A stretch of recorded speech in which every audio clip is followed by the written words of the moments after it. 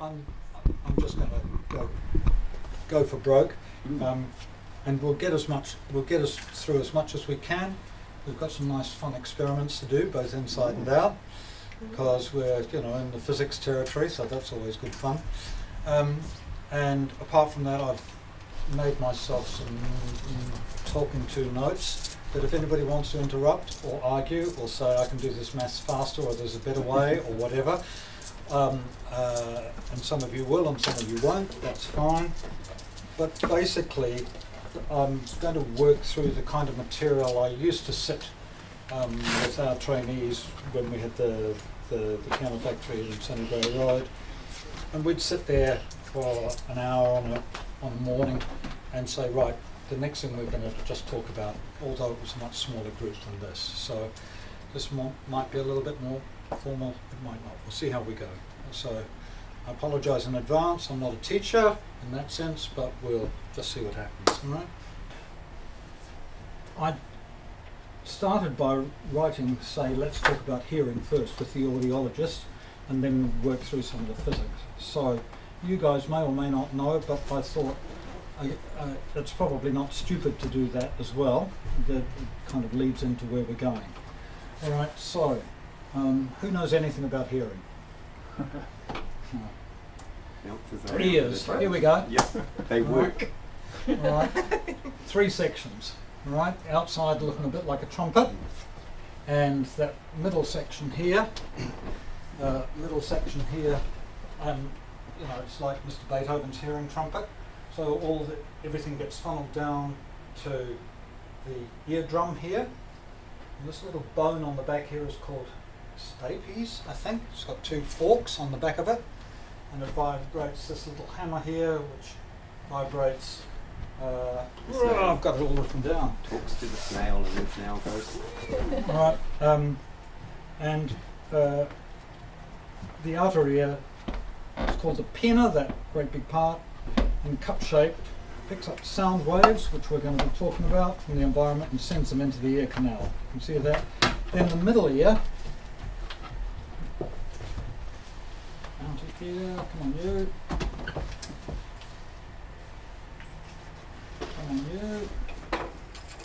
Alright, so you can see the bone, there's lots of bone around there, the eardrum. That middle ear, the stuff behind the eardrum, before the cochlea, the spiral sort of snail looking thing, that's an air-filled cavity, and it's actually sealed by the eardrum there.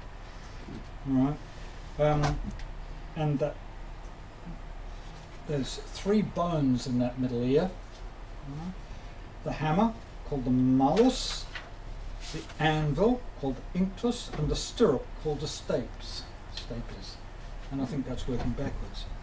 Anyway, they're separated from the outer ear by the eardrum, called a tympanic membrane. So that's the stuff that gets vibrated by air pressure waves. Yeah, absolutely. And the stuff that you don't want to damage, well, you don't want to damage anyway. The middle ear connects to the back of the nose and the upper part of the throat by a narrow channel called the auditory tube. That's the stuff leading out of the snail there. All right, also called the eustachian tube, where you get affections, that kind of stuff. That's what goes on there. Tube opens and closes at the throat end to keep the pressure the same in the middle ear and in the environment, and drain fluids. Equal pressure on both sides of the eardrum is important for typical vibration of the eardrum. Here we go. And then, okay, so the stapes that I thought was the other way around is this one here. There's 2 little forks onto the back of the cochlea there. Now, the cochlea is where hearing damage starts to happen, because the cochlea, and what we hear with, it's full of tiny little hair cells. And we're given a certain amount when we're born, and that's it. Right? And as we start aging and our hearing starts deteriorating, right, those hair cells start falling out, and that's why you go deaf slowly. Right? Okay. And it's the vibration from the eardrum through those 3 bones which shakes the hairs, right, and then the cochlea measures that shaking by minute electric signals and sends them down the auditory nerve, which is the big one at the back of the cochlea here, sends it off to our brain, and we go, aha, that's Jeremy ringing the bell, or whatever it is that we hear. The other tube here, actually, this one here, I've forgotten the name of it now, that's the one that has to do with balance, because it's connected to the other ear. And that's the thing that goes wrong when you get, everybody heard of a thing called Meniere's disease, where people can't, all to do with balance, all right? So it's all locked together. Anyway, electrical impulses travel along the auditory nerve and pass through many information processing centres. Goodness me, they have them in our heads as well. Signals from right ear travel to the auditory cortex, which is in the temporal lobe on the brain's left side. Signals from the left ear travel to the right auditory cortex, which is why ears have to do with balance. They cross over. Yep, they cross over. Okay. The comparison and analysis between those two allows you to figure out where sounds are coming from. Okay. Anyway, that's all I'm going to say about ears for the moment. All right, and you can do the same by quickly looking on wherever you look. All right, so this one's good fun. Cool. All right. So What do the colours mean? What's that? What do the colours mean? Where we are. These, I think, We're as good as an elephant. Animals like blue as sea. yeah, I think these, yeah, sea. blue are fish, are they? Yeah. Tuna, Yeah. Oh, I chicken, see. goldfish. Yeah, these are reptiles. Oh, and These are birds. Yeah, in And mammals. there's a bird. Where have they put That's the a bat? sea lion. Oh, I the think bat, that's of course, not a bird. I think they're Other- sea mammals. Yeah. And okay, yeah, these are mammals, I think. Sea mammals, the Sea porpoise, mammals. the dolphin. Okay. Yeah. All right. And little What are brown we the bat is same up in? here. What Right. about The other thing ourselves to are pink? recognise about this Not much better than an elephant. They got big ears. is this. That'd be better. This is a logarithmic scale. Yeah. What's a logarithmic? What do you mean logarithmic? What's that? All right, from division to division is 10 times. Oh, So it gets steeper and steeper. It's an exponential curve. okay. Yeah. Right. So these are like 10,000 hertz. No, 100,000 hertz. All right, it's way out there. Oh, All right, it's yeah. way beyond what we can hear. We've got a good range though. Yeah. Yeah, For a we human do. ear, like that's not bad when you look at all the rest of them. Yep. Yeah. Indeed. Yay for us. Now where's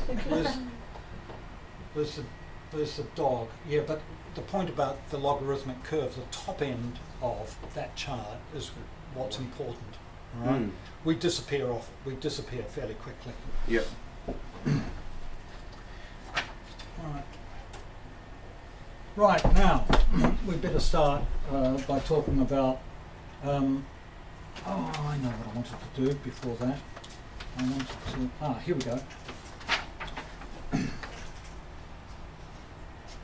In this little foray about acoustics, we're talking about physical phenomenon. In our case, our audible range. Right. Whoops, we're going to go back to this one here. What's audible to us? Other animals have different hearings. What we generally call sound, as the name says, is what we can hear.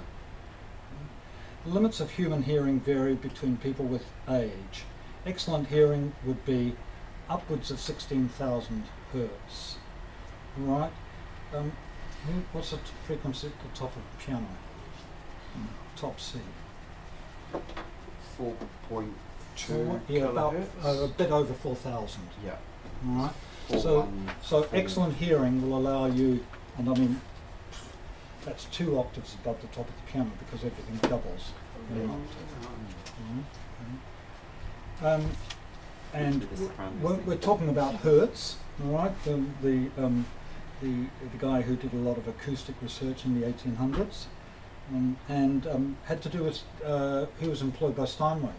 By the What was his name? Hertz is Helmholtz. Yeah, that's it.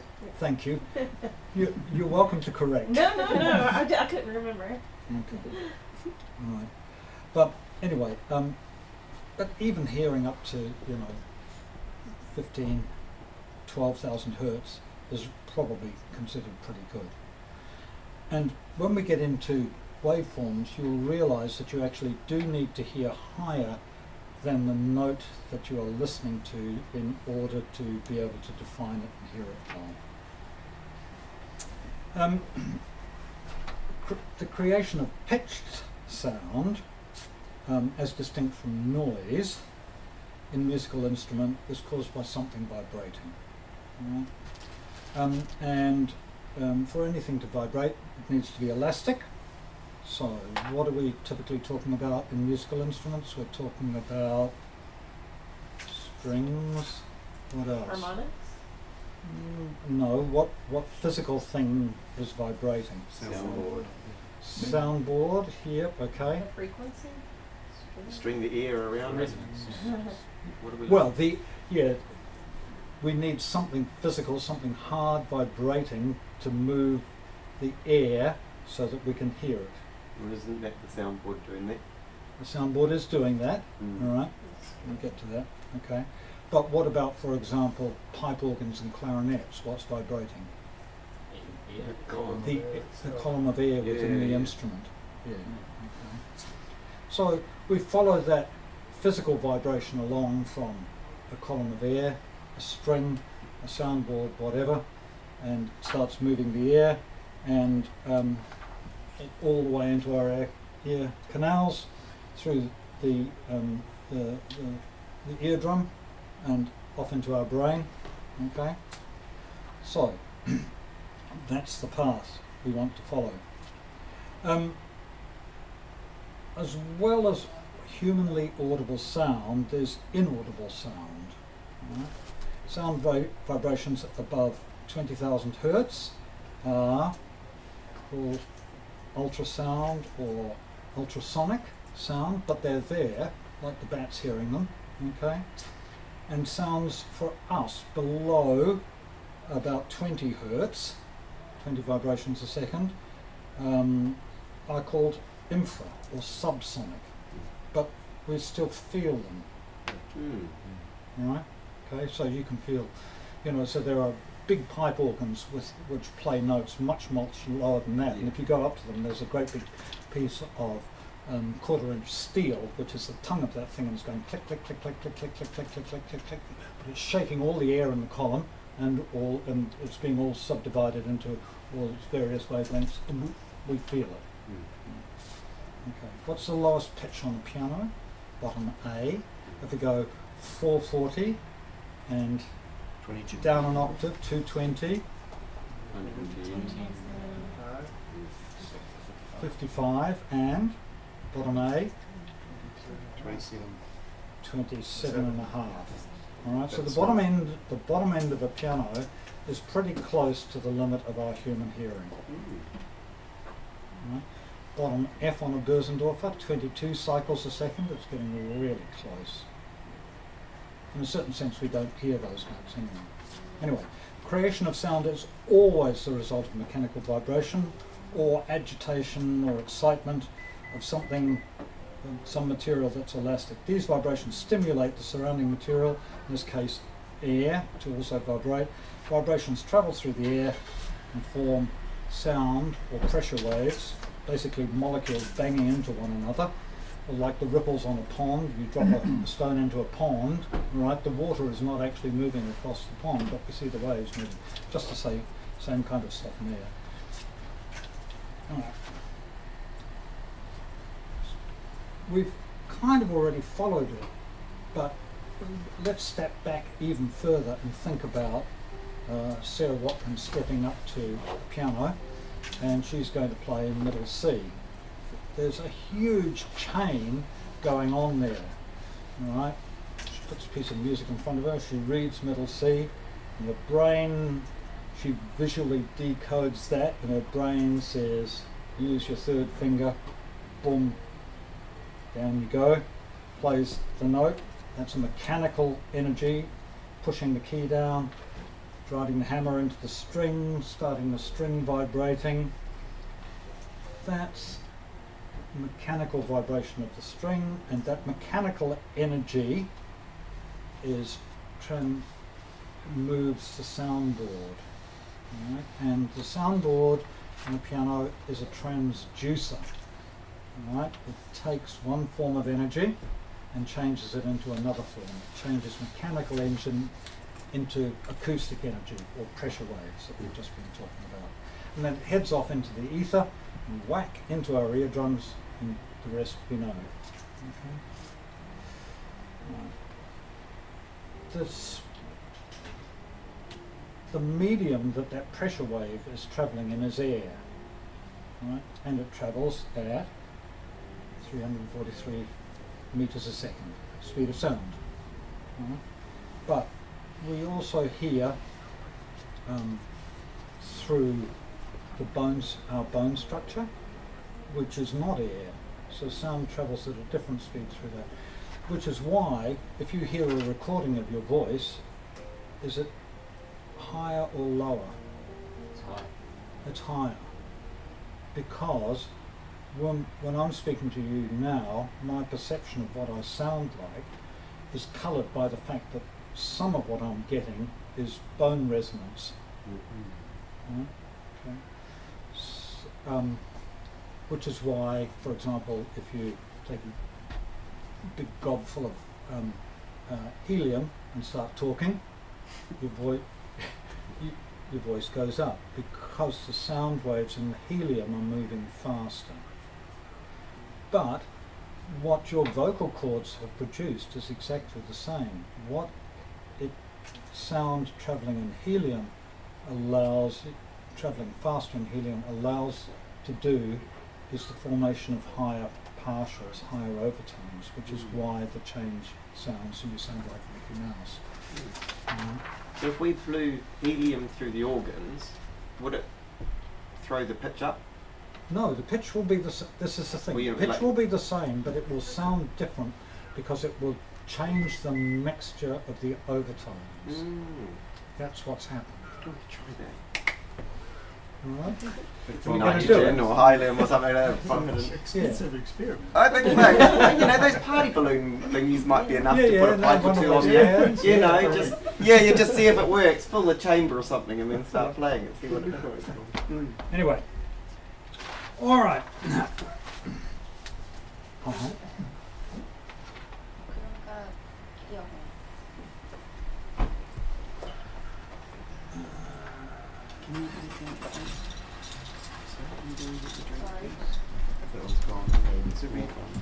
Right, that's probably all I'm going to say about this for the moment. Air we know about, helium we've just discussed, and of course sound moves very quickly through solid substances like steel, or depending on the wood, and it depends on the specific gravity of the wood. Right, let's vibrate some things, let's shake some things. Whoops, see. No, not that one. This one. Right, I'm going to try a little bit of physics. Sorry? I'm thinking it would be higher pitch if you put helium through a pipe. Sounds like a good experiment. This is cool. I like it. Because you tune a pipe wanna see organ. How do you tune a pipe organ? Well, if the temperature drops in the hall, Mm. the pitch changes. Yeah. So the So density of the because- air. because- the air is- because the figure I just quoted is always quoted at 20 degrees C, which is why And church- at when they sea level? tune pipe organs, the organ tuner always writes the temperature. Mm. on Yeah, their the- little books are funny, aren't they? Yeah, And little absolutely. ups So and the downs. speed of sound changes the speed of sound changes according to temperature. But the vibration speed is independent of the medium? That's Pipe? that. Yeah, apparent. Well, it is. because you'd be blowing air unless you were blowing helium. Like in a clarinet, when it's cold, you have to pull out to extend the length of the clarinet to make it. Yeah, tune it. Yeah. No, but But if once you took you a put it- helium balloon and you put it on the end of the pipe organ and you let go of it, it's going to make a higher sound. Yeah, because you're using helium as the whole medium. Right. Okay. I thought that was what your question was. Right. Yeah. Sure. Okay. No, I was imagining that you were pumping air, and only the air, only the pipe, only the column was full of helium. Oh, right. No. We're pumping helium in and we're giving Yeah. That sounds like April. Oh, we need to say thank you to Rob. Oh, Oh, is this Rob? Hello, Rob. hello. Good to see some key We've people. taken over. All right. It's all yours. Good. I'll get out of here. That's all right. Rob's going to talk to us tomorrow, partly about a piano dealer's perspective on various bits and pieces. Thought he was giving us some new shiny stickers. I'd like to. It just all helps the guild, but we'll talk tomorrow. Anyway, mostly moving right along. I'll be fine. You're all good? Yes, all good. What pianos mostly What time are you dealing with, going till? but they're actually Tonight. Tonight, dealing with You mean- so many different things, and What time do you finish? obviously I'm not sure. I have to talk 4:30 today in according to the simplifications, schedule. and I'm we not mostly sure. try and Yeah, understand it's things gonna by be need to ask simplifying. David. But No, that's right. If it- Even he doesn't sitting know. Just let me know if it goes and after 5. trying to I'd like work come through back. what is Yeah. useful to say to you, what Otherwise it doesn't. I realised exactly how complex What this time all the is. shop It's closes to the extraordinarily complex, and okay. there will be We stuff that finish I have before, wrong, but I'm just and going tomorrow for morning, a 9:30? broad brush Uh, approach quarter about to stuff 9 if I think possible. Quarter to 9? Okay, will I'll be here useful early. in Yes, 2 or yes, 5 or yes. 10 years when you Yeah. sit Everyone and go, comes "Ah, at 9, so goodness." we prepare Okay. for. So, it's not too much, but we think about making sound by quarter to vibrating 9 would be things, in really particular appreciated. strings, right? Sorry? I can do it. And Yeah. we think, Until okay, well, we've got a 6 string and we're going to PM vibrate it up possibly, and down, if and that's it's all going to make a Yeah, sound. we've got a dinner. Oh, yeah. And I'll be the over here. simplest Yeah. oscillations, simplest If you need vibration anything, you've got my is number. Oh, yeah, we'll do. Yeah. what people call harmonic motion. Basically, a very simple If it's too warm, I've got a repetitive fan. Oh, we will movement, do which fan. just keeps Yeah. repeating This at seems more exactly the same just grab them time. as you need them. So we measure it in hertz. In physics, simple harmonic motion is a type of periodic, meaning regular motion, where the restoring force is directly proportional to the displacement. This keeps the motion regular. It can serve as a mathematical model, various blah blah blah, oscillations.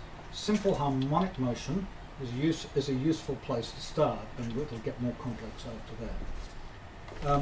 And examples of that are things vibrating, a weight vibrating on a spring or a pendulum, where the period is always exactly the same, and it demonstrates a single resonant frequency. That is, the frequency is always the same. So, and in this diagram here of a simple harmonic waveform, this is the period measured in hertz, this is time, and this is the amplitude, how far it is. If we're thinking about piano and string excursion, amplitude would be how far the string departs from where it is at rest, and directly related to volume, as it is here as well. Okay, that's now and because we're dealing with pianos, we need a piano of, so tuning pins and a spring. Some hold.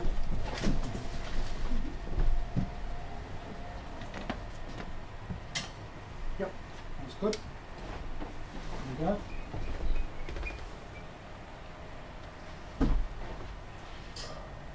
It'll settle down in a minute. There we go.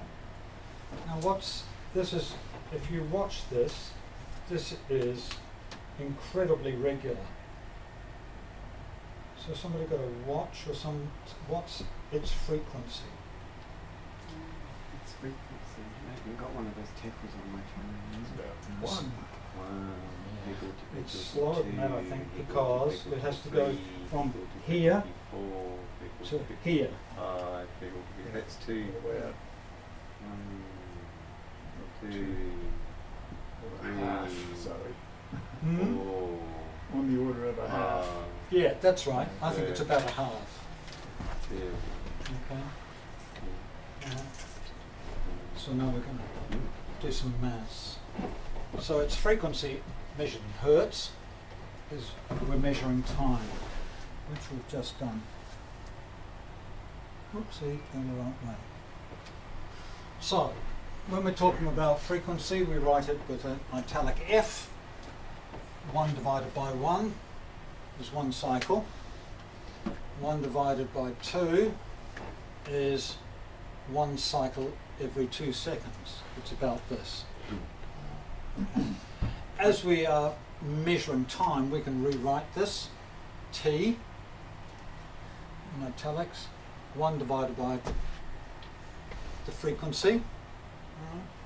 So time is, for concert A on a piano, 0.002273 seconds per cycle. Right, it's really simple maths. Yeah. Whoopsie, keep pushing the right button. And the time for 1 cycle on bottom A, 27, is 1 divided by 27. Who's got a calculator? No. Oh yeah. Time for 1 cycle at the bottom of the piano. This is the kind of stuff you expected? We're going other places. 0.036. What's that? 0.036. Yeah, third of a second. Near enough. Or 300ths of a second. Yeah. 36 milliseconds. Yeah. Okay.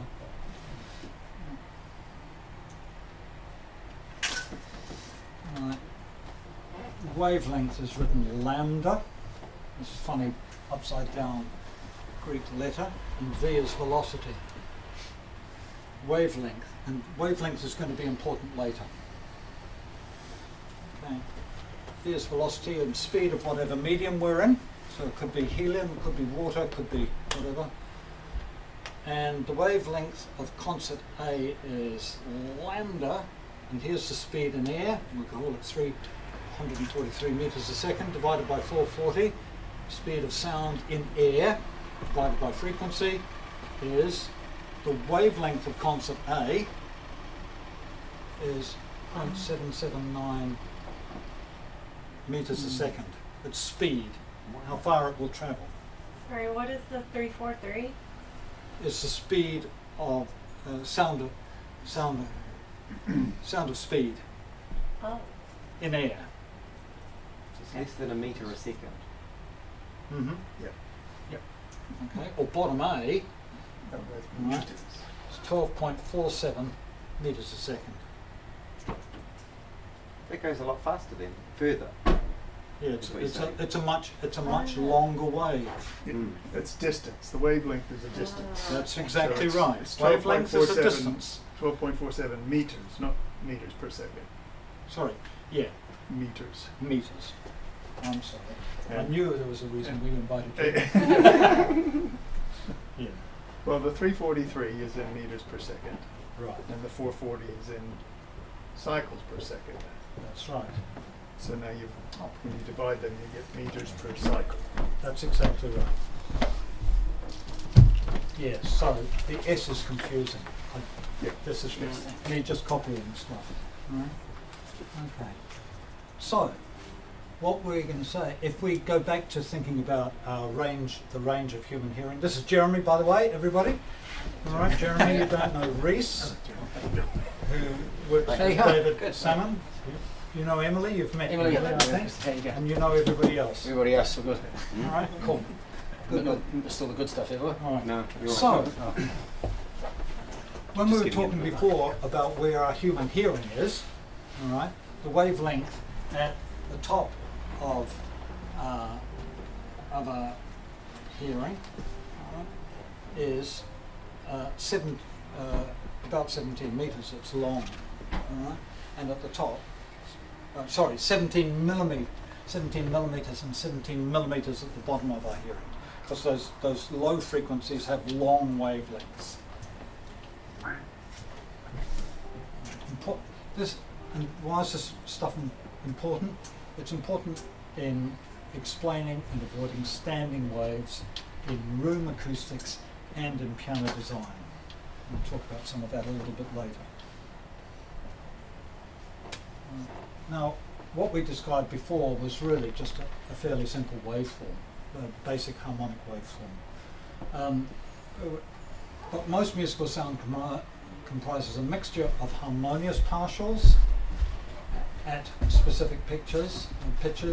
If the mixture of vibration is not pitched, that is, it's not centered on a single frequency and the vibrations are random, distant, we call this expression white noise. Everybody heard examples of white noise, I'm sure. All right, it just fills our spectrum. In musical instruments, noise is generally a characteristic of non-pitched percussion. However, noise is a component of even the most musical sounds. So, noise within pianos is the ping and the distortion right at the beginning of the sound, or the mechanical noise. There's plenty of other examples. An example of musical noise from a guitar. Somebody? Distortion. The sound of fingernails on the strings is noise because it's not pitched. All right. The wow thing. Yeah. Or example of mechanical noise, for example, from a clarinet. Clicking of the keys. Pad noise. Yeah. All right. So there's lots of noise that we understand is part of that whole musical picture. Most vibrating systems can vibrate in several modes, and things naturally subdivide. Okay. Strings are vibrating their whole length, their half length, a third of their length, etc., etc. So this, and the next slide here, is what that looks like in simple harmonic system.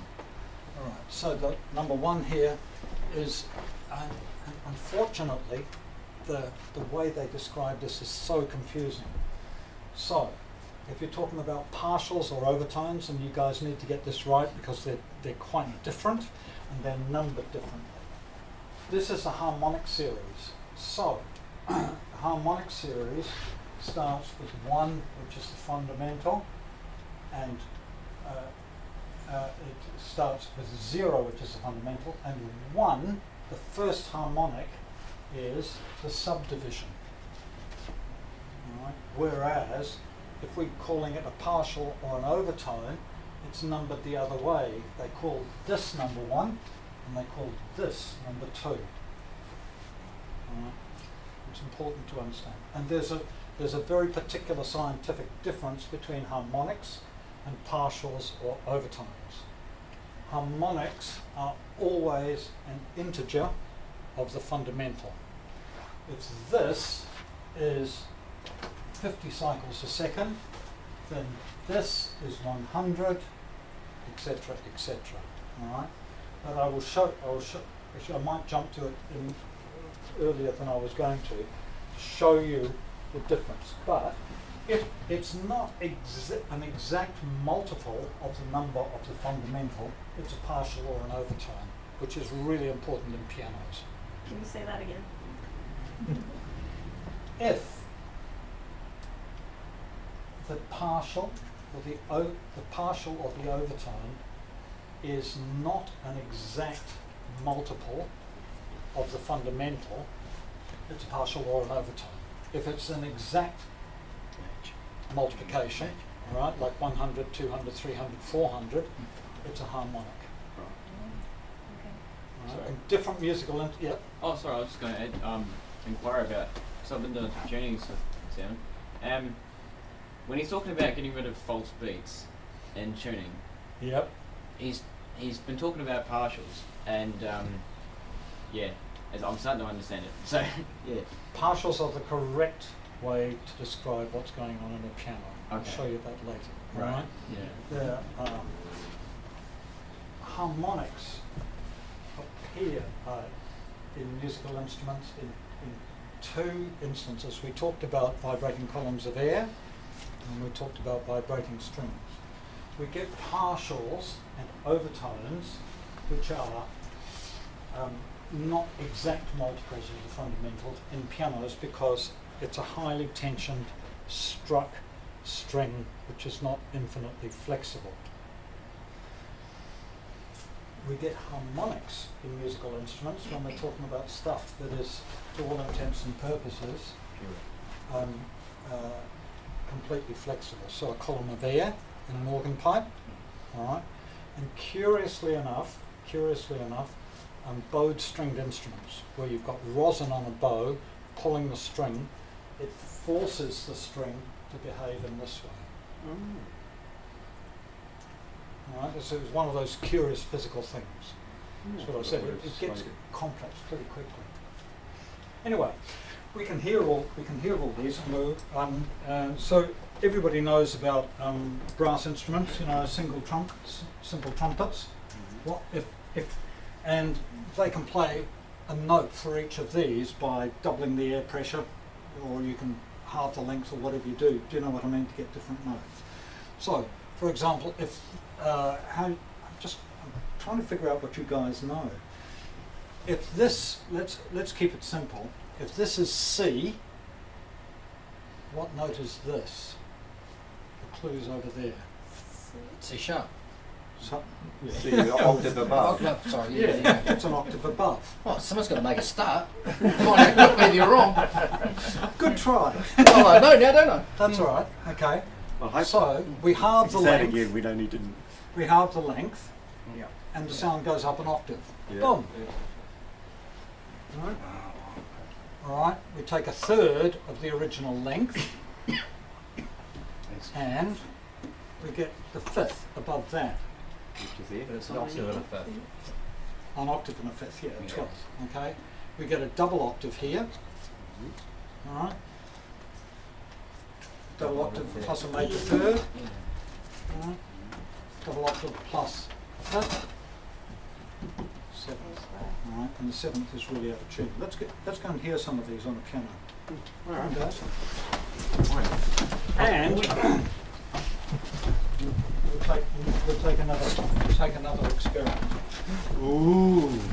How many packet 80, 84 and 87? It's probably only 78. Yeah. And you will discover this does not require the piano to be in tune. So what I'm going to do is I'm going to hold down this C here, engage the sostenuto. All right, so I've got this damper up. That's all I'm doing. The only time you ever use it. And in whose piano concerto? It's a big part in. This is the American guy. Chariots of B. Fire. They hold it down. Okay. I'm sure they hold it Anyway, down. all right. Okay, so here's this note. And now I'm going to let the damper go, and it shuts up. But that note comprises of all the notes I just showed you. So I'm going to do that again. Hold the sostenuto down, and I'm going to play the octave. But the damper is then going to go straight down and damp it. So we are hearing that octave on this string, because I can shut it up. There it is, and here's the octave, and here's the fifth. It's clear as mud. There's the double octave. All right, so we're hearing all that off that string, and we're going to go. There's the double octave fifth, and here's the seventh, natural seventh. It's faint because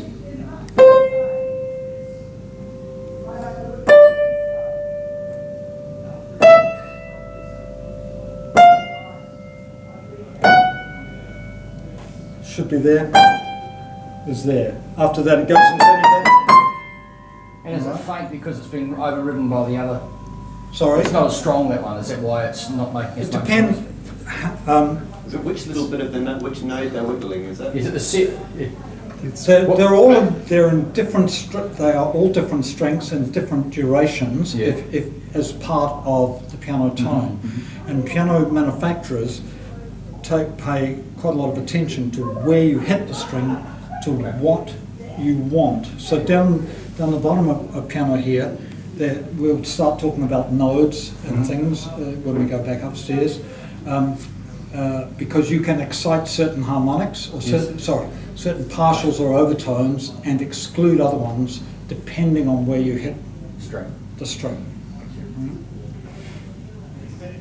No questions. Everybody's silent. You started off saying it doesn't matter if the piano's out of tune, but It doesn't matter if it's out of tune because everything is happening on one string. yeah, but it works a ton better with the piano isn't tune. It's my input. No, it doesn't. It doesn't matter. No, it has nothing to do with the piano being in tune or not. The seventh would Because be- everything we heard Seventh was would be on the that most string. harmonic, so it would be the quietest when you try to Yeah. get sympathetic vibration out of C2. Yeah, it's vibrating because it's in sympathy, but it's in sympathy because it's close Yeah. to its So- to the pitch that it You wants can to. prove be. yeah, The okay. seventh Oh, is I the see. farthest Okay. away. C sharp, Sure, see if you can get it but, to ring. Yeah. but the tuning system we use, Yeah. the tuning system we use doesn't match. All right, it's close. It's close enough that we hear it. Can you try C2 then and put C sharp above it? See if C sharp rings out of C2? No, C natural 2. Yeah? And now try the C sharp above and see if you can get C2. What, this one? Yep. You want me to hold this down? No, as if you were to hold down the low C and play the C sharp above. Oh, I how see. loud could you get C sharp out of the C below?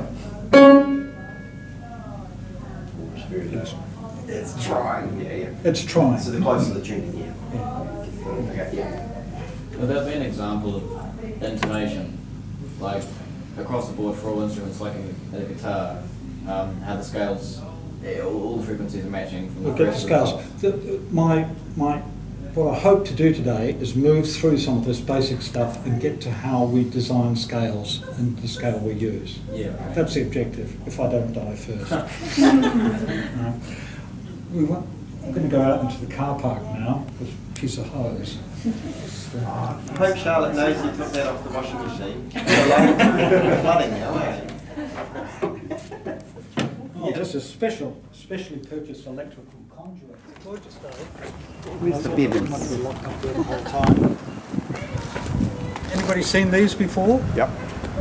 What do you do with it? Skip.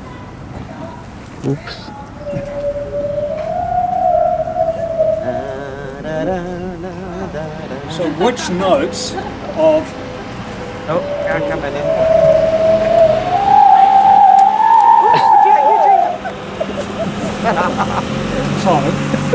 we're playing notes of the harmonic series. Can you tell me which ones they are? Where the fundamental is? Because we're not playing the fundamental. No. I'll give you that. What's Starting that? higher up than the fundamental. Yeah, so which ones? Probably 2 octaves higher because he started singing Alouetta. Yeah. Okay, so I'm hearing 8, 9, 10. I'm hearing the seventh just because it's really out of tune according to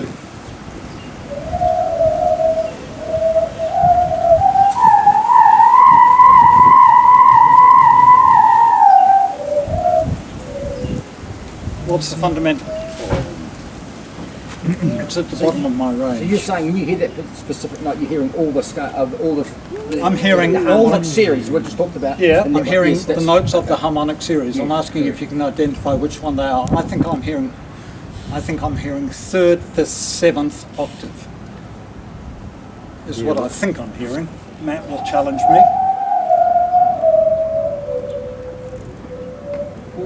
We just went with the whistly stuff. So which one is this? There's You two gotta- going on. Yeah, They you just got a flick major between them. Tone there. So it's like an ambulance. And the third. There's the third. There's the fifth and seventh. And it just steps over onto the next note above. good fun if anybody wants to have a chat with us. Looks like a workout. Yeah. Anyway, We've still got another couple of hours to go yet. Yep. that's all right. We've got more fun to have.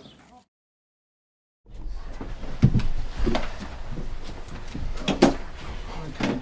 We should talk about some naming of some of this stuff because it's useful. I just need to find out where I wrote this down. Right. What we were talking about down at the piano was that commonly from the mid-range to the bottom of the piano, strings are struck on what they call a node. And these are nodes, these round dots here. And if you don't want to hear, for example, if you want to exclude this particular frequency out of the tonal blend, you don't hit it here because you will excite that. You hit it here. Right. So this is a node and this is an antinode. And there'll be more about nodes later. Yeah. Alright.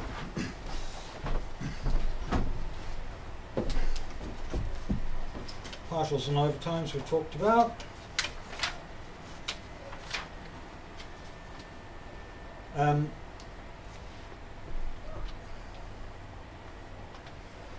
If we take all this stuff here and we want to play some music, you would think that we'd be able to make a scale out of that. We've got octaves, fifths, fourths, major thirds, minor thirds, large tones, small tones. One of everything. One of everything, so more or less. Right. And we'd have to, a good way to do it might be to say, well, let's use the harmonic series, right, as is already in the strings of the piano, to design a tuning system. That'll only work on the C's though, or something, won't it? It'll only be on one key. Yeah. Right, And so everything there's will be piano a C major. downstairs that's tuned in C major, diatonic C Is major. it? Yeah, Oh, do you how want to go cool. in here? Yeah. But Yeah. we've only just come upstairs. Yeah, Let's sit sorry, down, I'm you know. sorry. Settle, boy, settle. No, all right, settle down. All right, okay. So here, let's do this. All right. Here's a diatonic scale that we can construct using a harmonic series. Really easy. All right. And by taking the three most common chords used in harmony, 1, 4, and 5, etc., the basis for all the rock tunes and God knows what else. All right. And I've chosen nice simple numbers because the maths and G2 on a piano is about 98 cycles a second. It's so close it doesn't matter. We'll call it 100. So we can make, if we take G at 100. Why is that not showing? Why is that not showing up? Damn, sorry, I didn't realise it hasn't done it. I'll write it here. Write it on the wall. Write it. They'd probably prefer if I write it on the blackboard. Right. So let's design the whole scale. We're going to go G to G. Let's say we're going to go G to G. Although the one downstairs is in C, so maybe we'll call it C. Doesn't matter what we call it because the principles will be the same. Yeah. All right. So we're going to call C 100 cycles a second, and we're going to call the octave up 200 cycles a second. Yep. Yep. All right. What pitch is going to be G? We want a G, because that's the next note in the harmonic 133? series. What's that? Fifth, Try 133. No. that was my guess. All right. So it is. No, it'll be one. If we go through our harmonic, if we go through our harmonic series, all right, 100 would be C, and then 200 would be C, 300 would be G. 400 Oh, I see. would be C again. 500 would be E. 600. It's really bloody confusing. 600, which is twice that, would be a G again. Yeah. 700, B flat. B flat. That's your funny one. 800 8 partial C. is another octave. C. All right. So if we take all those, which were in our previous chart, we can design a scale, a simple diatonic scale. Let's do that. All right. Okay. So what's this G within the octave? It's not 300. No, it'll be the whatever. It'll be half of that. 150. 150. Okay. All right. And now we need an E. GE, which is 125, isn't it? Half of that. Well, that says 500. So That's 500. Harvard. No, half that is Half of that 250. and 250, half it again. 175. Or 125, isn't it? Yeah. Oh, the other way. Yeah. What? Is that right? No, 125. 125. Do apologise. Yep. Thank you. 125. There we go. I don't do this kind of math. Okay. Give me coins. It's easy. All right. So there's a harmonic triad. All right, based on harmonic series. Now then, let's now try the dominant chord in C major, which will be G, B, and D.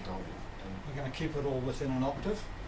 So G, we've got 150, and we need a D, and this and Ninth partial and drop it 2 octaves. so G. If we try to tune this D from here, we'll take this, multiply it by 3 and divide it by 2, and we'll get there. Multiplied by 3 is, Multiply it by 3, divide by which is 2. which is is 300 112 plus and a half. 150 is 450 divided by 2, you said. Yeah. Yeah. 450 divided by 2 is... No. 150 times 3, 450 divided by... Did I say? No. Times 2 divided by 3. Oh, okay. The other way Times 2 round. is 300 divided by 3 is 100. That's 100, it can't be. It's 112.5. Wouldn't you better off to take the ninth partial at 900, put D at the bottom, so go 900 D, and then divide 900 by 4 to get you 112 and a half? No? Yep, there you are. Yeah, that'll do it. That'll do. He's gone a different way, but you can do it. Would it be too much to ask if you put the maths over to the left so I understand what you're doing? This is 1, this is 1 to 2, Oh, okay. this is 2 to 3, this is 3 to 4, this is 4, this is a relationship to 5, this is 5 to 6, this is 6 to 7, and this is 7 to 8. That goes back to what he said before. That's the relationships. And how are you working out those ratios? So this one here, so to get G C. at 150, we'll multiply this by 2 and divide by 3, or the other way 3 around. and divided by 2. 3 to 2. So you So we multiply take it these- by 3 Yeah. and divide it by 2. Yeah. Yeah. As I say, Is it this like is a the February scale? Obviously. So let's use the same principle to design Yeah. a G triad. G, D, B. Yeah. G times 2 would be 300, but you need to go times 3 to get 450, and there's your D, and then you need to have that Right. to get into the bottom, Yeah. the lower octave. Yeah, that's right. So it still looks like times 3 over 2, just like this one? So the 150, so you would get another G at 300, Yeah. Mm-hmm. and You then take at the 450, you would get your D. Oh. You would get the next D up. Oh. But Oh, I see. So you need to take half of the 450, and, which is But you need to come down 2 octaves. 2, 2, So you 5. have to divide it by. So 1, 2, 5. Oh, that's the 2 octaves down. That's I how see. we- We'd only that's how gone we down got 1 to octave. this. You've got to go down 2 Ah. octaves to get that. We've got I you. see. And the relationship between 100 and 1.125 is 4 over 5, so that will give us our B if we start from here. So that times 4 divided by 5, 150 times 4 divided by 5. The 600 divided by 5 is 6 No. fives of 50. 1, 6.666. 6, 6. Is that right? Yeah. So it's 150, you said, times 4 is 600 divided by 5 is 120. You're going the wrong way. We're going the wrong way. How important is it that I can do this? It's not important. Okay. It's just basically to say that the ratios are incredibly simple. Oh. It's what the old tuners used to use anyway, so it was quite important back in the day, wasn't it? When you did everything. Well, when you hear the piano downstairs, you might not say that. Alright. Basically, what I'm saying is, with simple relationships, you can construct a scale, a simple diatonic scale. Alright? Let's go and hear it. Okay. Alright, but what you will note, I'll tell you what, you'll see what you notice. It's got to work between. That scale is only between. Is it always between 2 octaves? Is that what he's saying? Or is it between 1 octave? No, he's just saying.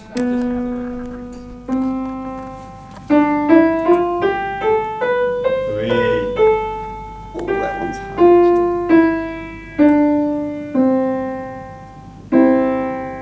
No beat.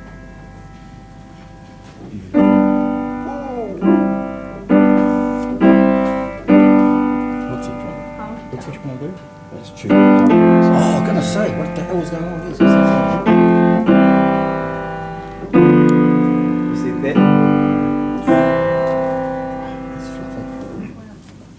I mean, you could get away with that for most of it, couldn't you? But then, you know. Yeah, so, I mean, Sounds beautiful. Yeah. Is that even equal? Or is that, there's no, No, yeah, so that's it's the same big, hands yeah, with yeah. it, so that's right. That's why the idea is of That's still it's right. getting pretty exciting.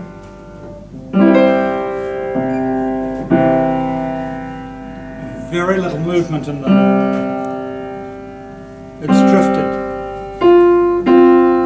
It doesn't have the. Alright.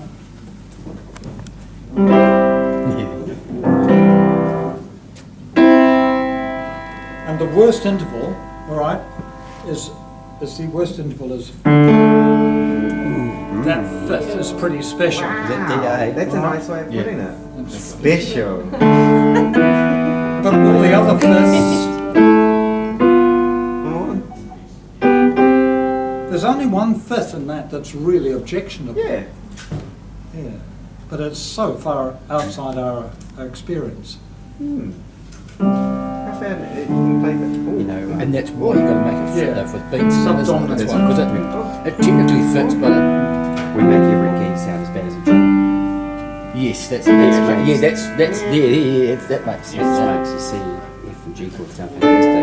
And the rest of it sounds like Well, there's 3 there that I'm just like, oh. you know, can Anyway, so Yes. that's a white note tune based on those 3 triads. Just because they're using those 3 chords. Ah, Well, they won't see. that's the first tune in studio. Oh, So that's a pure third. That's a pure third. So it should sound very, very strange to you because you would never tune a pure third. Because it's very squashed compared to our tuning, and the 5th is wide compared to our tunings. The 3rd is extremely narrow. So All right, it's about 14 cents narrow. So you didn't. No, tune no, that. I've got to put it back. I didn't want to mess with too much. one bit and the tenor singing the other. Anyway, all right, just, sorry, what I'm trying to get across is you can take simple ratios and you can use them to tune, but they very quickly become unuseful. Yeah, because somebody is going to object to that. No, you should play that. Tell them don't play that, no. You know, put a spacing on the whipping screws. Don't do that. Oh, yeah. Oh, the whippings don't know. Right, okay. Back into it. So Where's that boy? now that we know what beats are, Brian? we're going to Brian?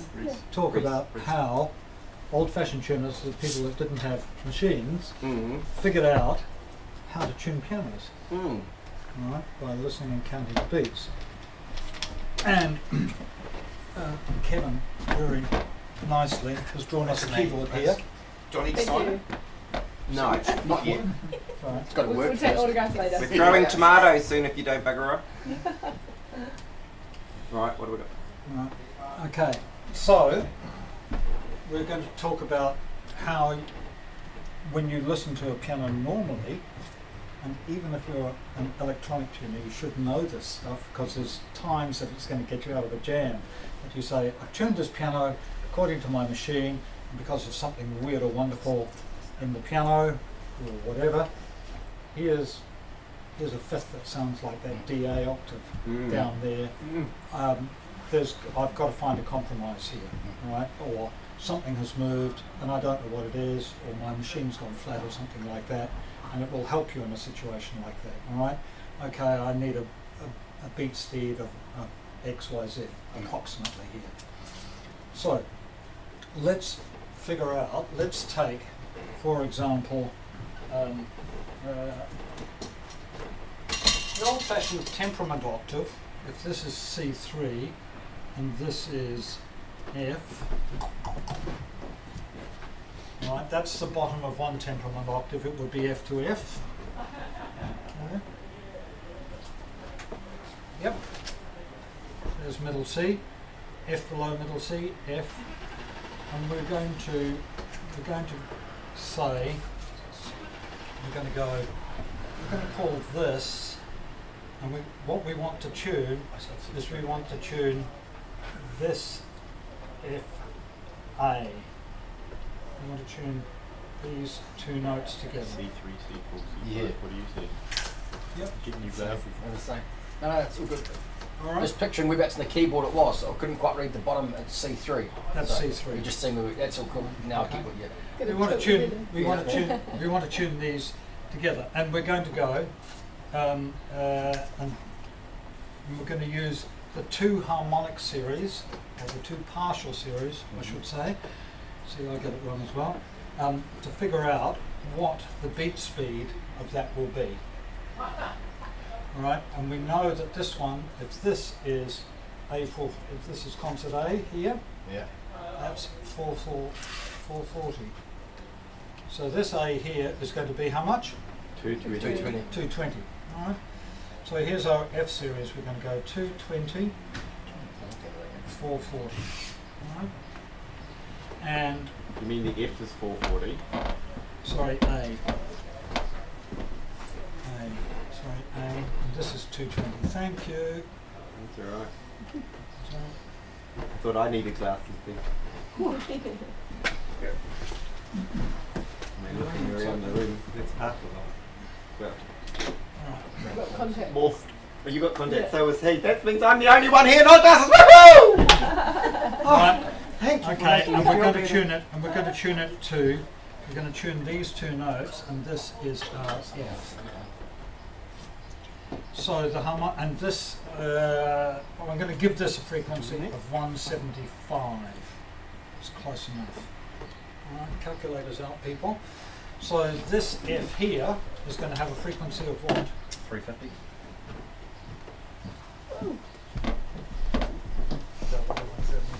Okay. If we play these two notes together, we're looking for what they call a coincident partial. So we've got to go up both of these series until we get a note that we've got in common. So here's our F, F octave, and after that comes C. 175. And you go There's two times- green dots on the keys, and then do times your red 2 dots on the equals keys and see which ones 350. line up. 350 Might help with the old and pictorial times thing. 2 equals 700. Yeah. Right, what's the frequency here? That one. Times 3. 440, What's that? 175 times 3. 700. 525. What year times 3? Because it's the third one on the. 525, yeah. Is it? And Okay. you said times 3 because Oh, there's I 3 of them see. now, you mean? All right, It's the and the third- A, the third the F. next note No, in the the third- A series is going to be, What? A. An octave above. no, we've gone an octave. A, It's going to be a fifth. It's going to be an E. Oh, E. Yep. Which is And frequency of 220, 440, 660. Yeah. Okay. And our F, our next note in our F series, here's our octave, here's our fifth, and comes another octave. Yep. Make sense? Yep. One colour pen. One colour pen, thank you. And frequency of, 700. alright, 4 lots of and we need to go A, E, You go high. what's the next one? Of F, you mean? Of the red series. Oh, the red The series. major third? Oh no, sorry. A, A, E, A. A. 880. Okay? And our Next one, the next, green. next green one is Octave, octave in the fifth, 2 octaves, 2 octaves in the third. 2 octaves and a third. Bingo. Yes? 875. Yes. And what's the frequency? 875. Which is 175 times 5. Alright. So, 5 out. That's our compromise, isn't it? That's the no, that's not our compromise. This Oh. is how oral tuners tune. Oh.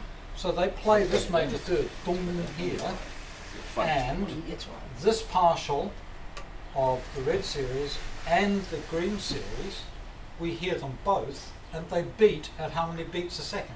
7. Oh, 5 according to Five your in whiteboard. this. Yeah, because I started with some easier numbers. Gotcha. 5 B P S. So if you read about tuning theory, all right, in many of these magazines they call BPS, beats per second. All right. So, or that demonstration on the piano downstairs showed you that you will need to hear all these partials off those notes, even though you don't necessarily identify them as pop. Alright? And you will hear this going boop, boop, boop, boop, boop. Right? And oral tuners use this to say, oh, that's a bit quick, a bit slow, whatever, and the next one up should be, etc. So they have a pattern that they've been taught about. This is 7 beats a second, this is 9, this is 13, and they judge them all and they fit them in within an octave. That's how it works. And Would it that's be what- helpful to do like another interval of chords and partials to Yes, no? Another interval? Why not? I can't hit. Alright, okay. We're already here. Alright, we're already here. Nobody's going anywhere. As David used to say, a temperament was like a jigsaw puzzle made of jelly. Well, if you listen to some of my tunings. You should.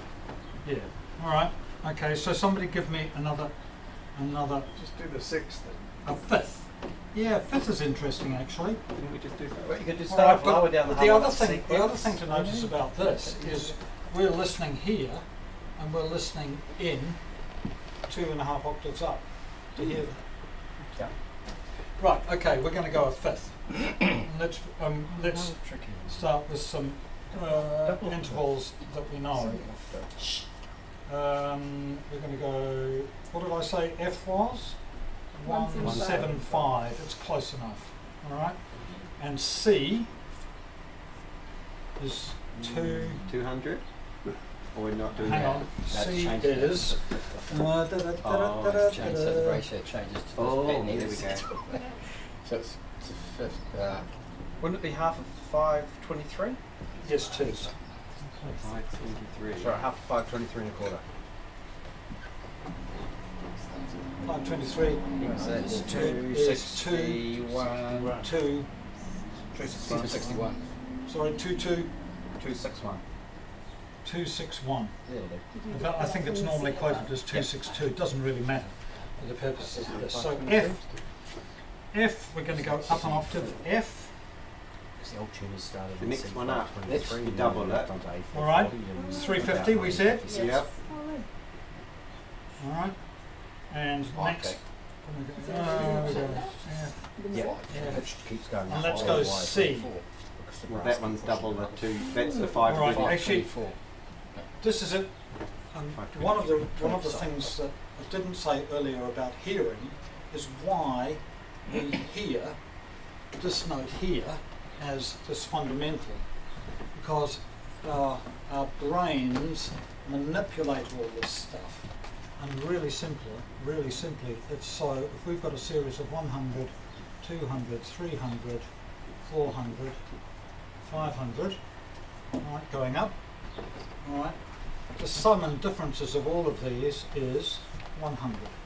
And our brain simplifies it for us and says, this is what you're listening to, guys. You can train yourself to pull out these partials and listen to them, but our brain says, oh, that's 100. Boom. Right? That's part of the hearing stuff that probably the audiologist guy would have told us all about. And it's pushing towards psychological and training. Like a tuner of 60 years tuning by ear, they can only hear one partial. They can't even hear the piano anymore. Right, okay, 350, and we've gone C, so we're going to go up to another C. Let's go to B, C. 524. 524. 2, 4.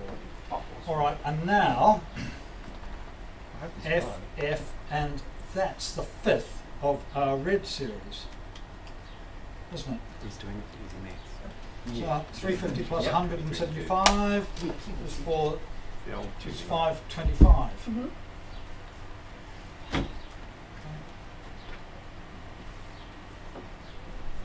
Ooh, that's close now. That's close, and that's what we hit. That's very commonly quoted as an oral tuner. The 5th is going to beat about once a second. Half. It's just going to be a slow roll. 4th one, that's a half. Depends where you are. Yeah. Or a wall when it stops. Yes. Slow roll. Right. But the difficulty about 5ths is, and listening to 5ths, and Yuji will tell you this because he can pull them out of the air just like that. They don't just occur here; they're going to occur an octave up as well. They occur at 2 different places, 2 different pitches, and they will go at different speeds. We'll get to why they go at different speeds in a minute. Make sense? We just accept those. Okay. So what's the constant partials of the 5th? All right. Okay. So if this was numbered on the red series, this is 3. 1, 2, 3. All right. And this is a 3-2 octave. Yeah. So what you're saying is the coincidental partial of the 5th interval is 3-2? Yeah. And if you remember about how we were calculating before, that was the ratio we were using. Yeah. And generally speaking, the lower you're listening on the harmonic sequence, almost the easier it is, and the further you try to listen up the Yep. sequence, And the the next harder one it is. up, the next one up will be 6-4. 6-4. So, pardon my ignorance, but those numbers you're writing there, does this correlate to these here? Gotcha. Cool. Another light bulb. Thank you. This numbering sequence, it's a good idea to get into this habit here Yeah. and not talk about harmonics. It just gets confusing. Yeah. But we like to talk about harmonics because we think they're naturally occurring, they're going to sound good and they're in tune and all that kind of stuff.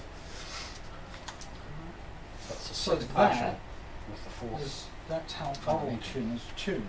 They learn Third. this difference in the speed here and this speed here. Oh, that fits a little bit this way.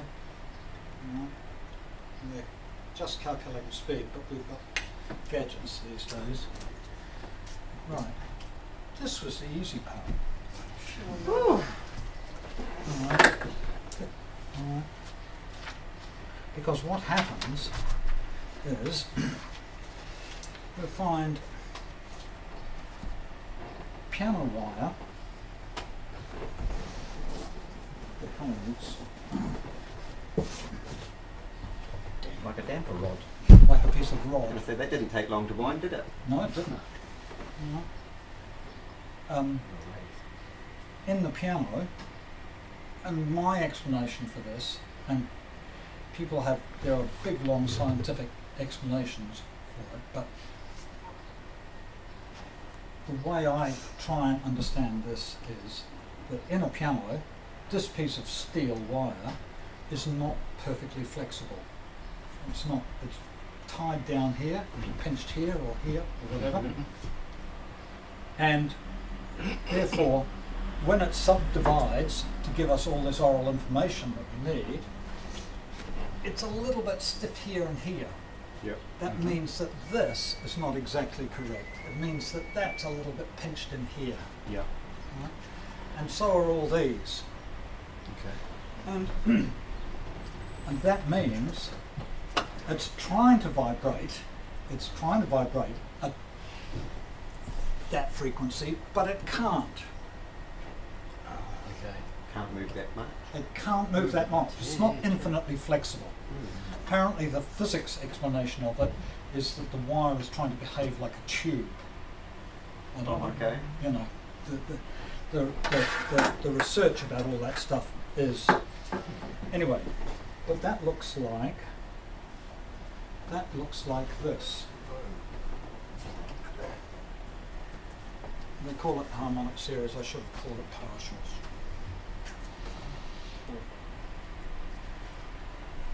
Here's 440. This is the analysis of Rayburn. Rayburn, yeah. Here's 440 on the button. I was lucky to achieve that.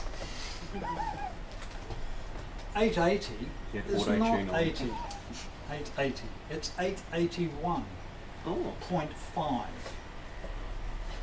It's quite a lot sharper.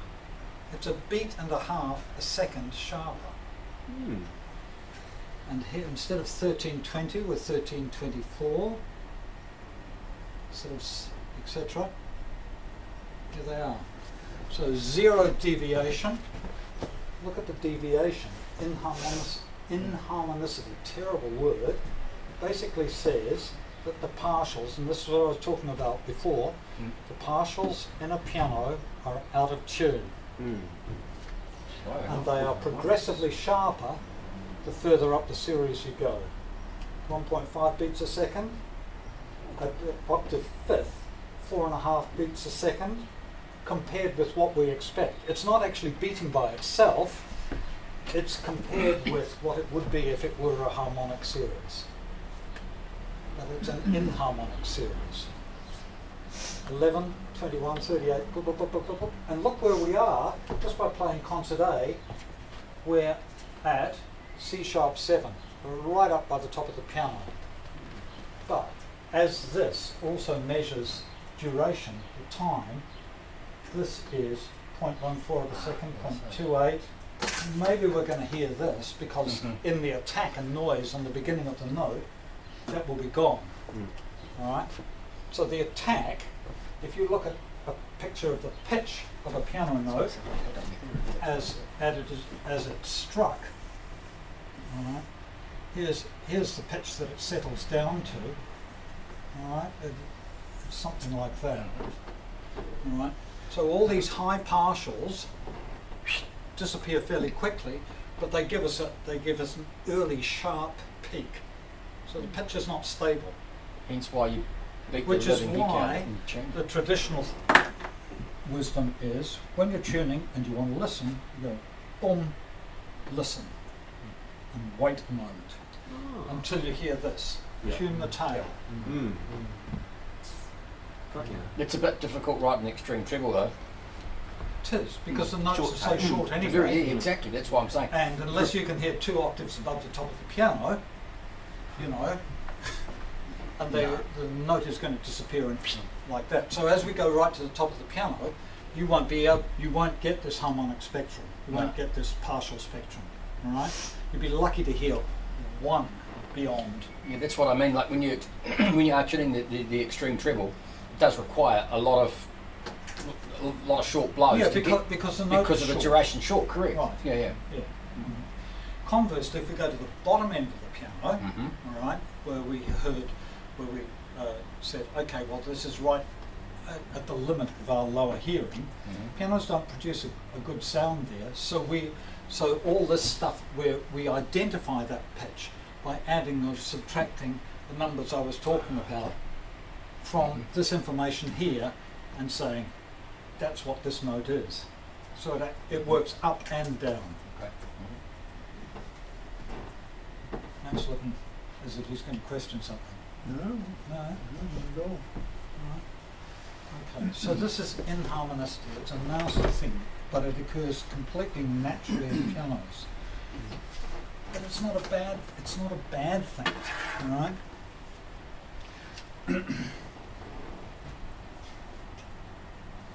That's I why. have a question. Yeah, go on. So the inharmonicity is due to the tension points at the end of the string. That's my simplification of the physics explanation, having read several, and this stuff is, high-end physics research. It's not my territory, all right? Yeah. But by all means, dive into Wikipedia, have a look. Inharmonicity in pianos. People have written theses and theses and theses about it, and there are lots of different explanations. You're saying just because of the pinch points at the end of each string? They're not pinch points, but there's, the wire is not infinitely thin. It's not infinitely flexible. Yeah, so fastened then at each end. Then. Yeah. I like your explanation. It's the compromise between paper maths and realistic, Yeah. in reality. Yeah. So, Okay. But what this produces when we're tuning pianos is,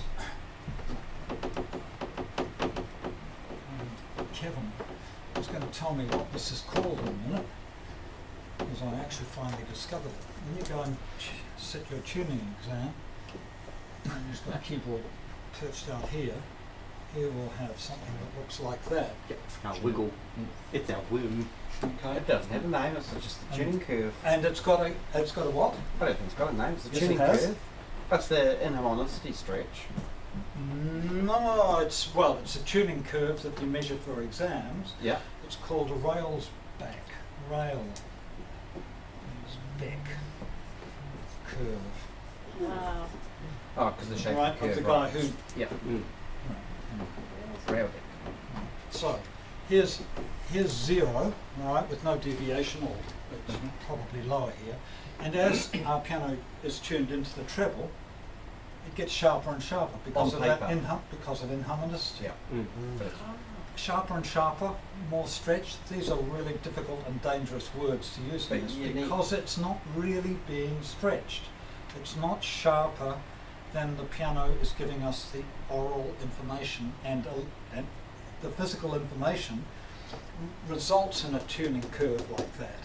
Flatten the bass, I don't know, 30 cents flat, minus 30 cents, plus 40 cents. Everybody understands cents? Hundredths of a semitone? Okay, approximately. But if you play the bottom end of the piano and the top end of the piano, and these are really nicely tuned piano, and they're both A's, and you go bong like that, you say, oh, they're both A's. Right? Well, our brain tells us they they're don't A's, don't sound they? almost a semitone apart, No. because all the oral information that you're getting from that piano, like this, makes the piano sound like that. It's not a bad thing, because we don't, musically, we like our trebles to be a bit sharp, where the soprano's there or the violinist is milking that melody or whatever. You know what I mean? Around here, it's slightly The question on the there, you sharp said side. violin and melody. I mean, come on. Right, And okay. tuning. One sentence. Right, okay, whatever. And so, in fact, it ends up pretty well matched to our musical expectation. I think Except cellos tuning to this. Cellos, they're a different race, don't worry about them. But you need to sort of clarify They're that the only pure That- instruments. that is what makes a piano sound correct, and that is how it is mathematically wrong on paper, basically. We tune a piano to sound correct, but it's just mathematically wrong on paper. Those, you know. I wouldn't even use the word wrong. It's just how pianos sound. Yeah. Yeah. You've got to squish it into a box. What don't you're we? saying is if we tuned it the way it was on paper, that's what you hear downstairs. If you tuned it the way it, and you pick up at one of the tuning, you can do a perfectly flat tuning. Yeah. Yeah. Right? It's appalling. Yeah. There's a lot out there that do flat tunings, Flat and you scale know tuning. they're flat tunings because when you get That's to them, why like I'm you here. said, you start Well, going out of the middle octave, They're couple octaves. tuned maybe Yeah, like yeah, that. yeah. And you go, whoa, that treble's just, and people go, what's wrong with it? It's like, oh, you find out it's flat. Yeah, it's No just not curve. in it. Or It's they've not got, technically you know, wrong. It's just 70 or 80 or 90-year-old It would ears, just have and zero they're still tuning. stretch. yeah, that's the same. Yeah, flat is the same as zero stretch. But you Yeah. see, the old tuners used to pull them. I mean, Don used to pull them so sharp that it would be 140 cents at the top. But is that because they really wanted, like everybody just wanted? No, it's only the top 2 semitones, so that's just going deaf, it's called. But Oh, here's I the other just thought it's because people like sharp. Here's the other thing about this. Inharmonicity is designed into pianos and it varies across brands. Okay? And I was talking to Jeremy about this, about what I call long scales and short scales. Oh, yeah. So for example, if you're, and a little bit of an indication of where you are is to look at the length of, for example, concert A. Right? And on Steinways, it's around 385 millimeters long. Yep. Right? On Becksteins, it is 365-ish, something like that. That's quite a difference. That's quite a difference Yeah. for the same note. Oh, You sorry, mean- 75. Is this the string length you mean? I think That that's is not the string length. Yeah. Oh, okay. All right, okay. And on Bluthner's, for example, are renowned for having long We don't have scales. They will be yeah. 4 or 5 millimeters long. Wow. How long is concert A on a Yamaha? Sorry, don't laugh. I have seen on Bluthner's up to 435 millimeters long. Wow. All right. So, Steinway, Beckstein. These are all Becksteins, by the way, and Bluthner. Which of those pianos tunes sharpest in the treble? Steinway. The short one. The 40, the top of the Bluthner's one. Because if you're going to halve it to the next one, won't it go even? Depends on the inharmonicity. Right. Okay, and inharmonicity is related to length by the fourth power. Oh, good God. Okay. So is that why bigger pianos have less harmonicity? Basically. They can manipulate it. Yeah, basically they don't have to foreshorten the scale. Yeah, as much. less compromise. yeah, Yeah, there's less compromise. Because we are fitting like an 18 All right, but something from here foot up, into a. from here up in your Steinway or your Bluthner or whatever, the string lengths will be the same. Yeah. Right, except these will be the Bluthners will all be longer, and the Becksteins will all be shorter. Yeah, true. Right, but it ends up not very very different because right at the very top of the piano, you really can't get a piano string to be longer than about 52 millimeters. Maybe you can do 48 to 52 millimeters. Something Stephen doesn't that. like anything over. But anything longer than that, they're just beyond their break strain. But that's a different area. So, come back to my question. Yeah, sorry, what you were going to say. Finish. All right, okay.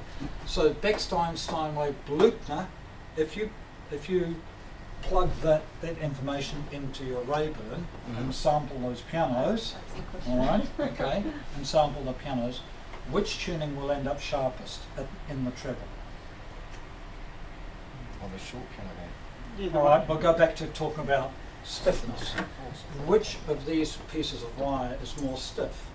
The short one. Shorter. Right. So this piano here Should be the sharpest. will be the sharpest. Yeah. Okay. Which is why, in a lot of cases, people can't tell you why, but people say, oh, Bluthner's, I love Bluthner's. They are a singer's piano. They're They've flat. got a soft sound and they're not as stretched. Oh, Lower so harmonicity. it I thought literally is stretched is the flatter. wrong word again. Yep. Yeah. The harmonic, the information from the piano leads you to tune it a different way. Oh. So you said it was sharpest in the treble? It's Or the, The Bluthner's the least backstop. yeah, yeah. Probably why they break. Bosendorf is less inharmonic than Bluthner, isn't it? No. Bösendorfer is somewhere here. Oh, okay. Oh yeah. Oh, in the middle, right on the left. What was your sentence? You said inharmonicity is related to the length to the fourth power? Is that what you said? Yep. Yeah. Okay. What about The maths of it are pretty horrible.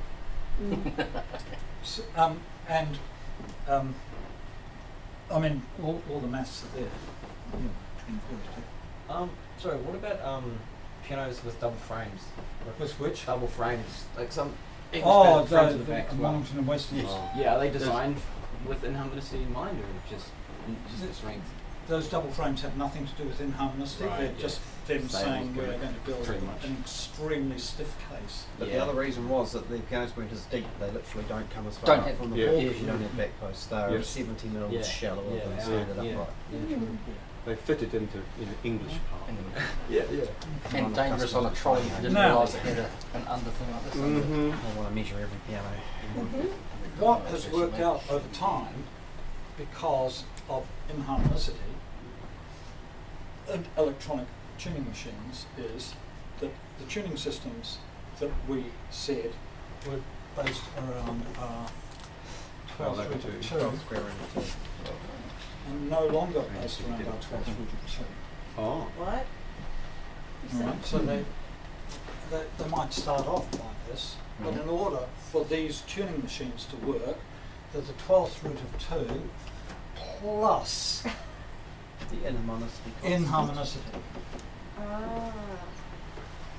And is that what And when they started building tuning machines, they started doing that and saying, oh, they kind of don't work. they they're don't all- sound right, They hey? don't quite sound right, right? Mm. But what they figured out is, and Rayburn uses them, and so does I think TuneLab these So he days. started off with Robert Scott developing Calculate, which could measure the inharmonicity of the 6 notes, and then calculate a scale, and then Rayburn followed. So the calculation these days is 12ths tuning, an octave and a half, which very neatly is this kind of. So it's based probably on this, or 12, what's 15, isn't it? An octave and a half, 15 over 2.5 or whatever it is, plus inharmonicity. So this calculation here has been modified to make these work nicely. That's how we got 12 months. So the inharmonicity doesn't have a number to it, does it? It did. Yes, They it worked- does. yeah, It does. It wasn't So enough days. well, You it have to has add it has a value so many in cents every year. cents. All right, it has a value in cents, and there are in that scaling stuff that I was showing you, where there was a value given. It was basically only measuring this one, just as an indication of. All right, but and those scaling calculations are all theoretical. They're an approximation. Yeah, okay. All right, to kind of put you in the right area. Right. It's really There was theoretical, such a big difference and you sort of between all think, those instruments. what's the That's point? really But it bails you out with I like customers that. quite often. Just see point of The difference. number of that you say times for the that you sound have or to whatever they want. expand myths when you've got a I customer wouldn't be who walks surprised if along it and also makes come a down to crack patent. like, Say for example, Steinway patented. That's what we want. I'll just use my No, son's no, guitar no. tuner. Ah. And if you know Nelson and the theory of this stuff, you can blow them out of the water so fast they wouldn't dare. But Yeah. yeah, But last the week other I thing had- is, every now and again you meet a customer who asks you some of this stuff, and they've done some research or they don't like something or other, and they want to know. You kind of need to have this You in the need it. background, and it does get you out of jams in certain situations. once a week. Once a week. Okay, so I was going to talk about standing waves and piano design, and then we've got one final experiment, and we've finished way ahead of time, but I don't care. That's fine. fine. Okay. It's been good. Who knows what standing waves are and why they're so annoying? No, it's a Mexican way. An acoustic phenomenon. ever been into a building and think, oh, they say, oh, they're going to have a nice concert in here and they're going to roll in a nice grand piano, and you go, oh really? What's the acoustic like? And you go like that. Yeah. And the sound. What does the sound in the room do? Echoes everything. Taka taka taka. Why? Echo. Bounces off hard surfaces. Yes, it does. It bounces off hard surfaces. So here are the two walls of our concert hall or whatever. All right. And this is, for example, 17 meters. Was that a figure from somewhere earlier today? Yeah, yeah. All right. So that particular frequency goes like that. And it hits both walls and it just keeps going. Taka taka taka, like a machine gun, and it runs down. Awful. And that occurs between parallel surfaces because they just bounce off each other. Which is why, for example, most concert halls either have some baffles, Acoustic on screens or something. to they put in. deflect. Right? Christchurch Town Hall, for all who are coming to the convention next year, for example, is a great big shoebox, but all the way around it, it's got sound baffles like this, a bit like the Michael Fowler Centre. Right? Gap has got that too. So it's got it's got big volume for the acoustic, but it's also got deflectors, right, to stop this happening. So you've got clean sound that just goes out there, which is what we're looking for. Nice natural sound. Do they try and avoid this in piano design? Well, Because if you have parallel surfaces in piano design, that could happen. You bet your bottom dollar they do. There's a Steinway D. It's subtle to see there. But there's no flat. Where are the possible parallel surfaces? Right at the top and way at the other end by the tail. The only two flat bits. Well, those are Not quite flat, no. So only right at the Here. pin block, yeah.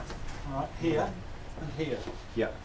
You go to Steinway D, you'll discover that that are not parallel. Correct, because when you put the lid open it goes So really everything's So, and Good, what happens or if you look not. at the back? What happens if you look at the back of an upright? What happens if you look at the back of an upright? Oh, look, there's a convenient box here. well it's fatter at the top and skinny at the bottom. The tube. Right, so here's the back of our upright. Right, just a tuning plank across the top. On a bit of an angle.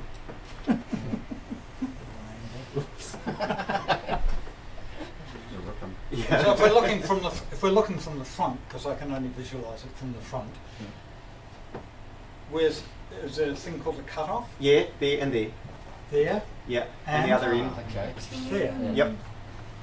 Okay. Right. Is that and that parallel? No, No. they're not.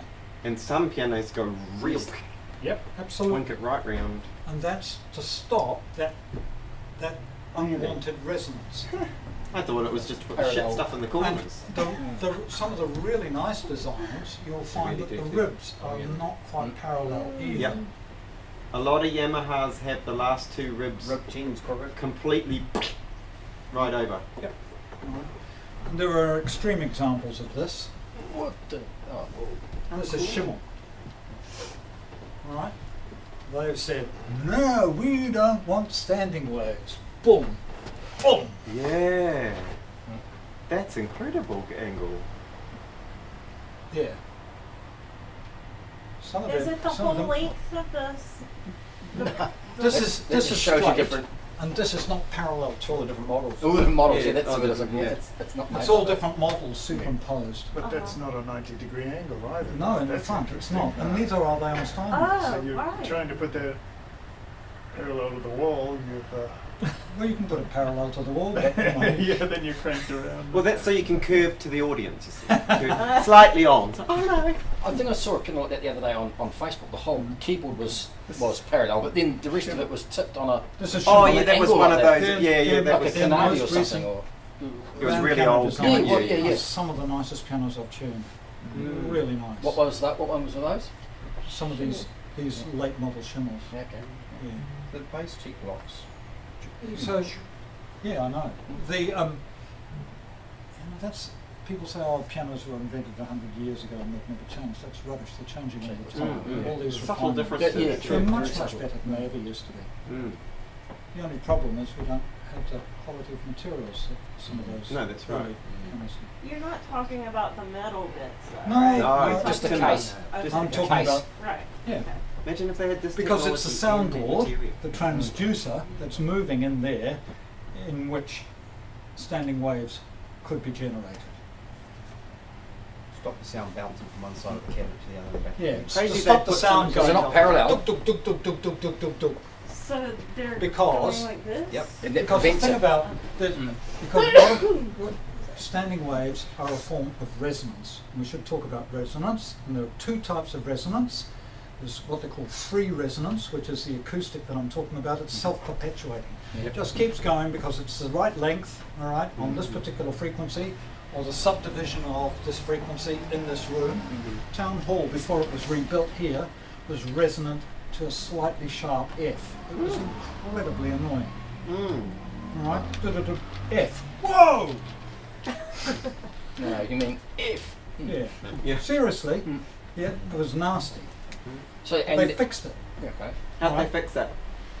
Uh, Wonky wall. I don't honestly know, except the back wall of Auckland Town Hall is on an angle, which is helpful, behind the organ. Okay. The sound goes into there as well.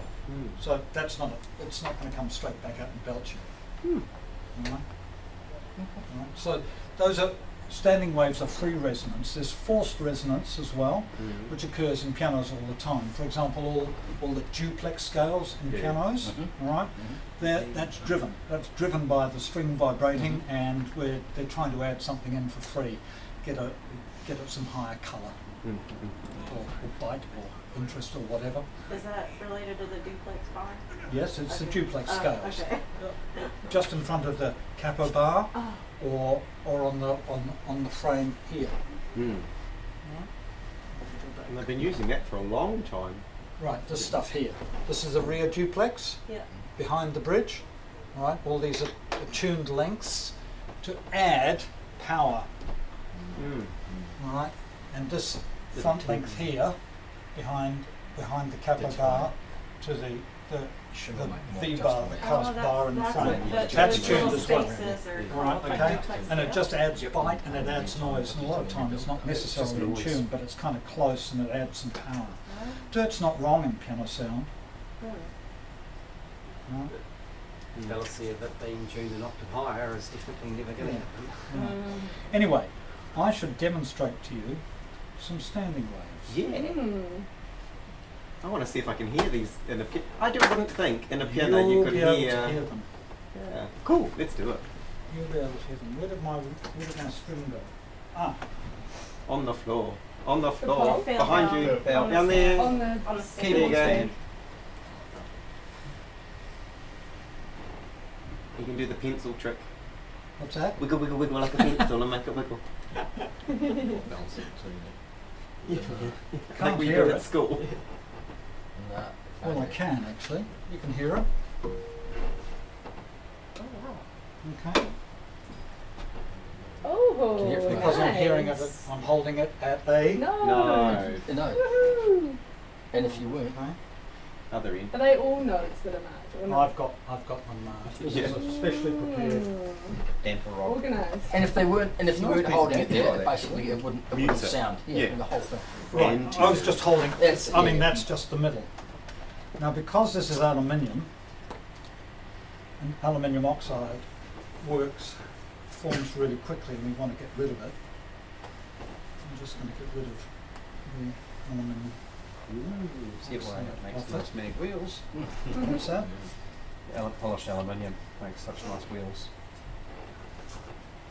What are you putting on? This is rosin. Oh, wow. wow. Okay. Get here. Oh, Should have bought a bow. So you can hear it out here. Yeah, yeah. wee. That's crazy.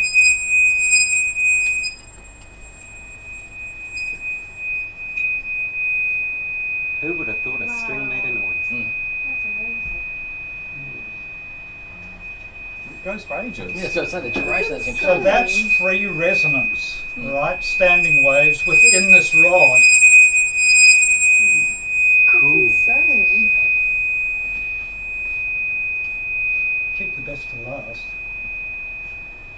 Mm. It's going to change now. Yeah. Let's see if we can.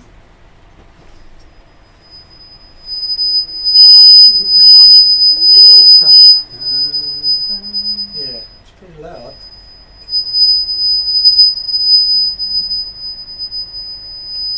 So you've just I've moved moved that to a at different at zone. Different note, At any a note. quarter of the length. Yeah, Mm. indeed. Good fun. And at a third of the length? Third of the length I can't get going. Oh, It's No? quite tricky. It takes a while Yeah. to figure out how to. yeah.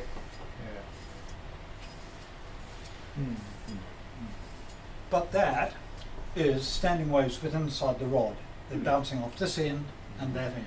Mm. If you put your ear near the rod when it's doing that, it's relatively quiet here, but you put it, Yeah, it blows out. Okay. it blows your head off.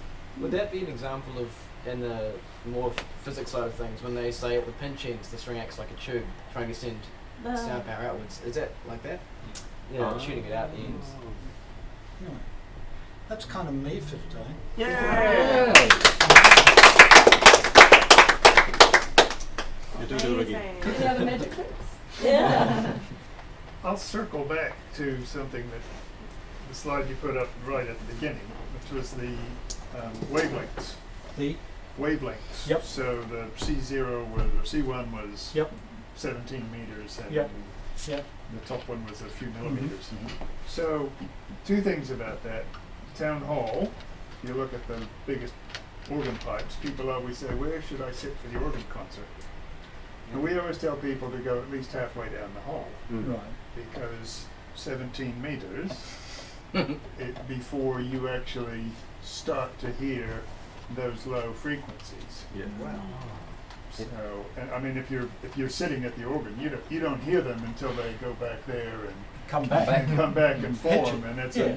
it's quite off-putting to play. We So need that's to- one thing about the wavelength, and the other thing is that when you're hearing those beats, Mm-hmm. and the F3, A3 major third, Mm-hmm.